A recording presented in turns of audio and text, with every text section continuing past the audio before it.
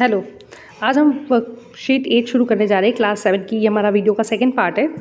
Read the given sentence and write the answer in one word. I use to write my thoughts. अब यहाँ answer pen भी हो सकता था, pencil भी, पर पेन क्यों नहीं होगा? क्योंकि स्पेस ज़्यादा है, तो pencil.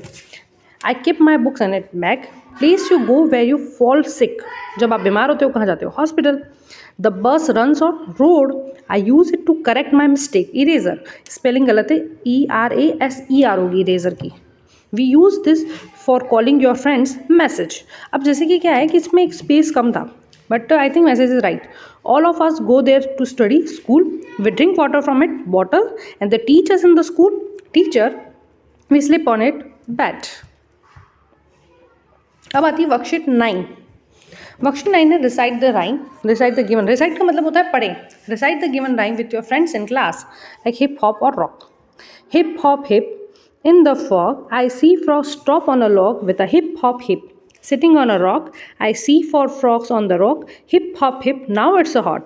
I see frogs jump off this boat with the hip hop hip. Hopping off a log, there are no frogs on the rock. सबसे पहले है कि draw your four frogs on a log. हमें log का मतलब होता है लकड़ी का गट्ठा।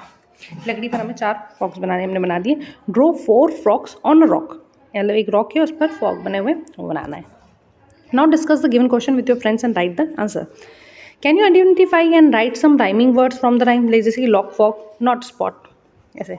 How many frogs are sitting on the rock? 4 frogs. Why did the frogs jump on the rock of the rock? Because the rock hot. And which season do you see frog the most? In rainy season. फिर आती है worksheet 10. Worksheet 10 है fill the preposition in the blanks. preposition का use बताना है. The cat was sitting among the other animals. Police was running after the thief. The fruits were disturbed among 11 students. Students should comb the hair before they go to school. We clean clothes after taking a bath. Switch off the lights and the fan before you leave the classroom. The bank is open between 10 am to 5 am. The final match was played between India and Pakistan. We should wash fruits before eating them. Rita is sitting between Payal and Meena. I wash my hands after using the toilet. ये हमारी हो गई worksheet 10. अब आती है worksheet 11. Listen to your teacher given by teacher and circle them. Commands. Stand up मतलब खड़े हो जाओ. Sit down बैठ जाओ. Touch your elbow. Blink your eyes. Press your hands and touch your hat. Listen to your teacher. Read aloud and sentence the commands and the right appropriate command below. Ron is attacked by the beast. तो क्या बोलेंगे? Run, run, run. Rima wants to ask a question in the class. तो हम क्या बोलेंगे? Raise your hand. Savita dropped some pages. Bow down. मतलब नीचे झुको. And Varun finds a puddle on his way. तो क्या बोलेंगे? Jump. मतलब उसे अगर कीचड़ मिला तो हम क्या बोलेंगे? Jump. अब आती है worksheet 12. Listen the information about Amir Fort and make a pair of dishes to discuss the given question with your friends and write answers. Amir Fort is one of the famous forts in India. It is 11 kilometers away from Jaipur. It is situated on a hill. It's a popular tourist destination. It is also known as the Amir Palace. Rajman Singh ruled here. Raja Man Singh. There are many buildings inside the front like a Sukh Mahal, Sheesh Mahal and Diwaniyam, etc. There are many shops inside the fort selling local handicrafts and souvenirs.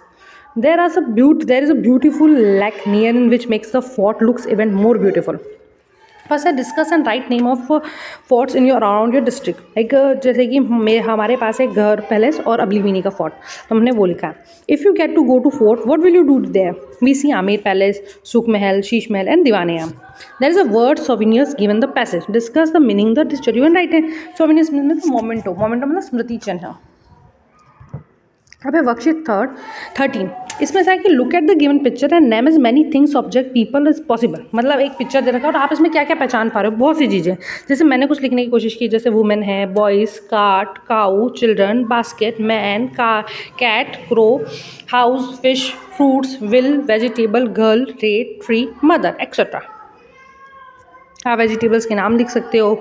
इसमें tree भी है, जैसे कि fish है, बहुत सारी चीज़ें जो इसमें दिखती है आपको, उसमें जैसे वो लिख सकते हो. Worksheet 14. Recite the rhyme with the action and able to given picture. Bits of paper. Worksheet 14 है. Recite the given rhyme, the action, label and the given picture. Bits of paper, lying on the floor. Make the room untidy, Pick them up, throw them in the dustbin. जैसे कि door, television, dustbin, table, girl, T pot, shirt, blanket, pillow and अलमीरा। यहाँ T shirt होगा shirt की जगह। Informative assessment 2. Take the correct option for sentence given below. They grow crops of farmers. Farms.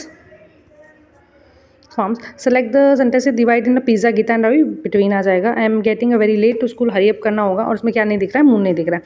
Rain, rain, go away, come again some other day. Little Palak wants to play, come again some other day. What does the mean go away? Go मतलब दूर चले जाओ या चले जाओ. Why does the little Palak want to rain to go? Little Palak wants to play. एक paragraph दे रखा है इसमें. What happen on Monday? On Monday Raju left the gate open and Tim got out. What was the second place Raju looked for? Tim park. ये हमारा second part complete हुआ. Thank you for watching.